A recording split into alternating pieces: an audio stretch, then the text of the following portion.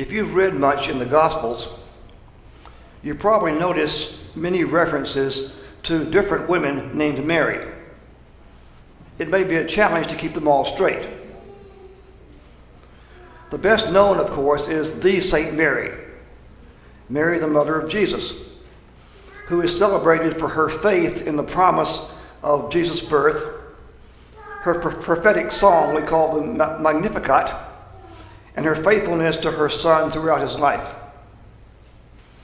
But there are two other Marys who are also venerated as saints. One was Mary Magdalene, a fervent follower who traveled with Jesus and helped finance his ministry. Mary Magdalene has often been called the apostle to the apostles, because she was the first one to encounter Jesus after his resurrection, and she brought the good news to her fellow disciples. The Mary who is featured in today's gospel is Saint Mary of Bethany. This Mary, her sister Martha, and her brother Lazarus were some of Jesus' best friends. The gospel story takes place in their home.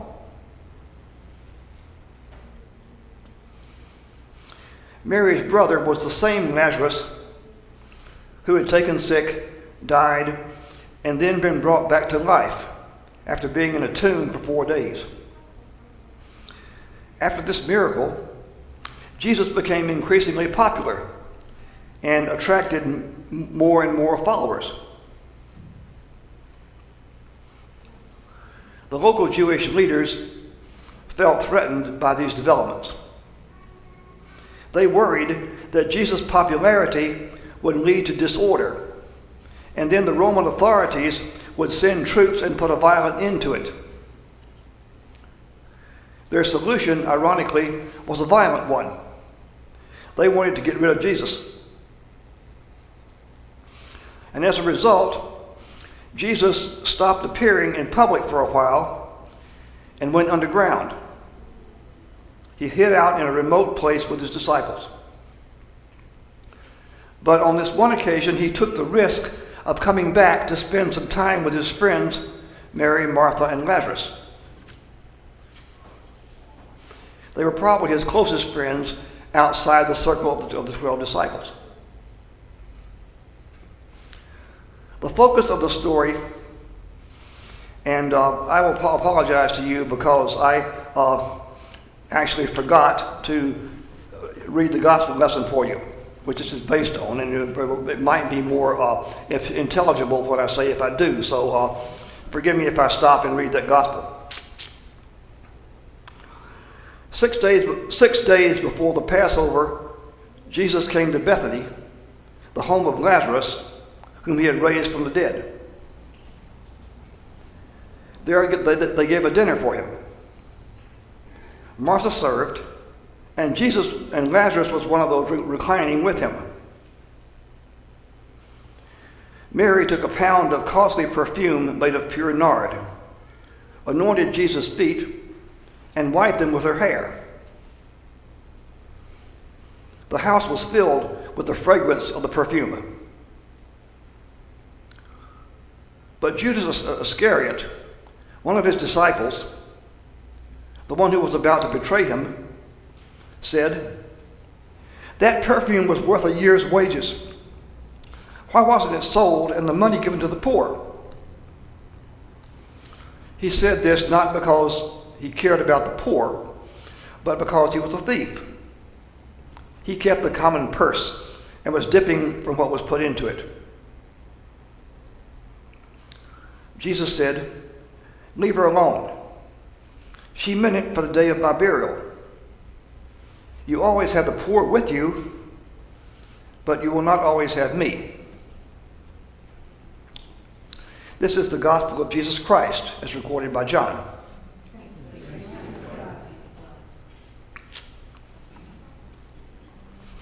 The focus of the story that we just read is on Mary's encounter with Jesus. But let's not overlook the simple statement that Martha, her sister, served. Somebody had to cook the meal and wash the dishes. We are called to serve God in different ways. And Martha's service was significant enough to have made it into the biblical story. And in that setting, Mary expressed her love and gratitude for Jesus with an act of generosity that was beautiful, extravagant, and scandalous. Have you ever done something for a person you love that was really over the top in what it cost? Or have you received such a gift? Maybe on her birthday, you take her for a surprise meal at a restaurant you always thought you could never afford.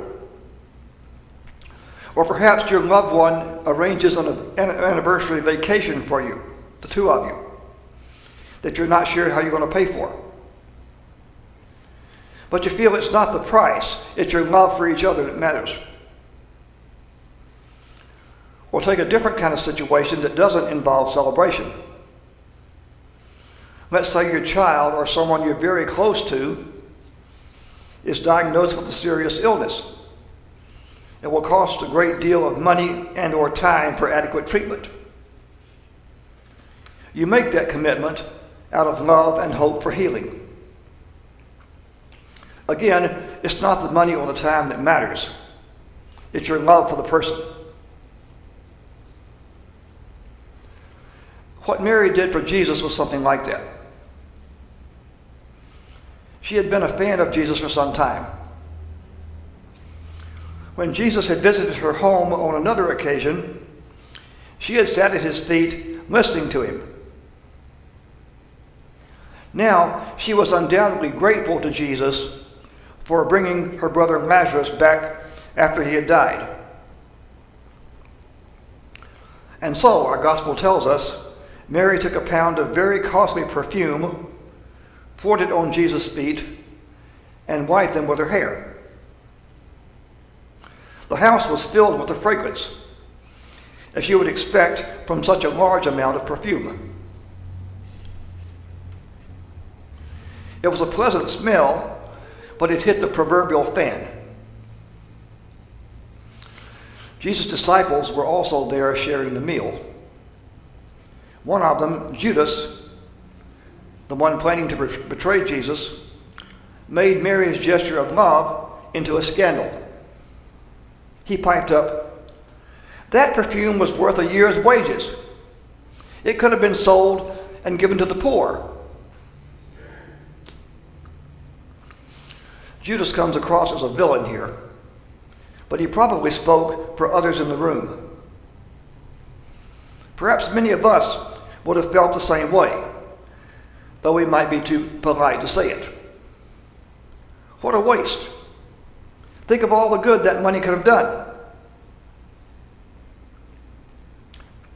Thus, the high price of the perfume that Mary poured out on Jesus was a shock, a scandal. The gospel story doesn't elaborate on another shocking aspect of what Mary did. In that culture, for a woman to let down her hair in front of others was considered a sexually provocative gesture. One commentator suggested it would be like in our culture, a woman in a long skirt raising it up to show her legs. In addition, for a single woman to rub a man's feet in public was just not done in that culture. Thus, a second scandal that the gospel does not address. Was Mary in love with Jesus? We have no way of knowing her true feelings, but her behavior would not have been lost on those who were there. It could have become the subject of speculation and gossip. Today, it would be all over social media. In any case, Jesus was not upset, and he accepted Mary's gift as the act of love that it was.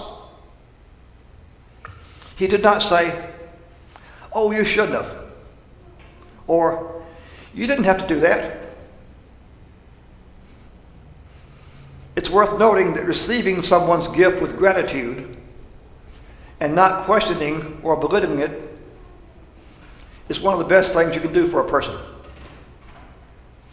Susan told me that many years ago when we were dating. In accepting Mary's loving gift, Jesus said a couple of other things in response that may strike us today as strange. "Let her alone," Jesus said. "She intended this for my burial. You always have the poor with you, but you will not always have me." Jesus' remark about the poor is sometimes taken as a callous attitude toward those in poverty. But that would be a wrong interpretation. For he was quoting the law of Moses, and there it does say, "The poor you always have with you." But it goes on to say that it's your obligation to take care of the poor, to provide for them. The others present would have known the rest of that scriptural teaching. Jesus didn't have to finish it. And in saying that Mary had understood or had intended to use the perfume to anoint him for his burial, Jesus understood her action as a prophecy that he was going to die. For St. Mary of Bethany was indeed a prophet, among other women in the Bible who served as prophets. These would include Mary, Jesus' mother, with her prophetic Magnificat; Hannah, whose song was very much like the Magnificat; Moses' sister Miriam; Deborah, a judge and military leader in Israel; and Anna, who prophesied about Jesus when he was a baby. Mary does not speak any words of prophecy. Instead, she follows the tradition of several Old Testament prophets who acted out God's message in behavior that seemed strange but made a point. So Mary acted out her message about Jesus' death by anointing his feet. What did that mean? Well, she could have anointed his head. And in that case, everyone there would have proclaimed him to be a king. But she didn't do that. She anointed his feet. People in that culture often had their feet washed, as Jesus did for his disciples. But the only person to have their feet anointed would be a dead person. Mary understood that, and so did Jesus. I'm grateful to Barbara Brown Taylor for identifying Mary's behavior as prophetic. She also points out yet another layer to Mary's prophecy.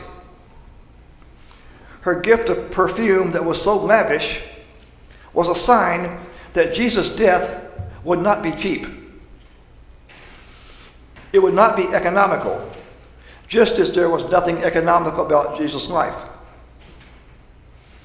For as he poured out his life in humanity, or for him, as Jesus poured out his life for humanity in dying on the cross, his death would show the extravagance of God's love, the lavishness of God's mercy toward all people.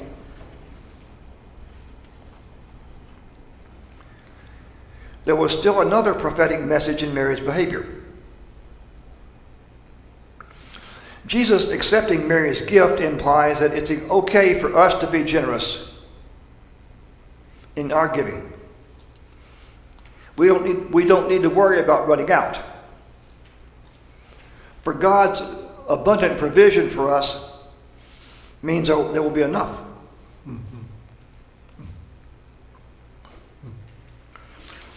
There's a short story by Isak Dinesen called Babette's Feast, which was also made into a film.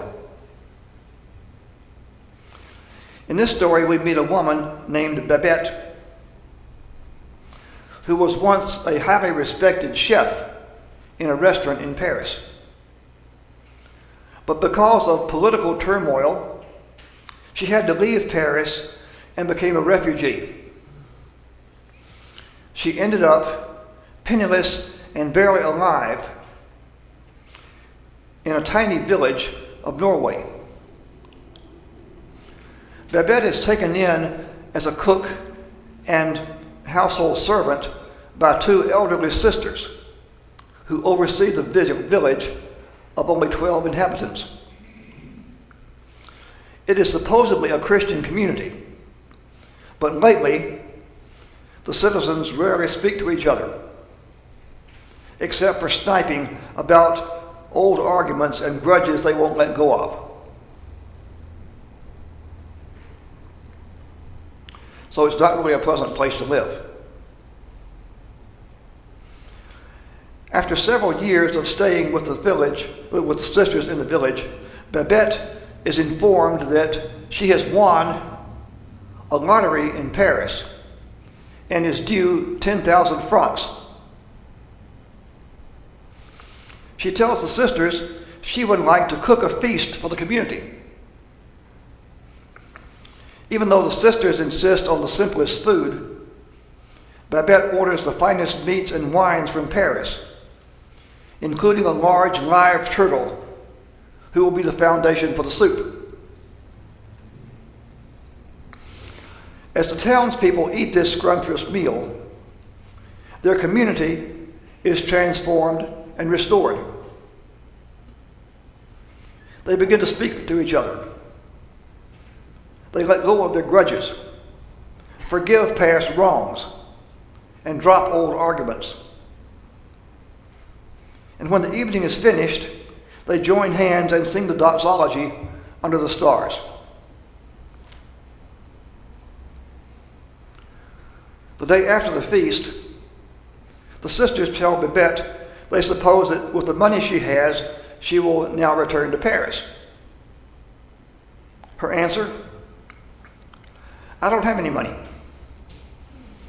I spent it on the feast. At the restaurant I used to run, she said, that meal for 12 people would have cost 10,000 francs.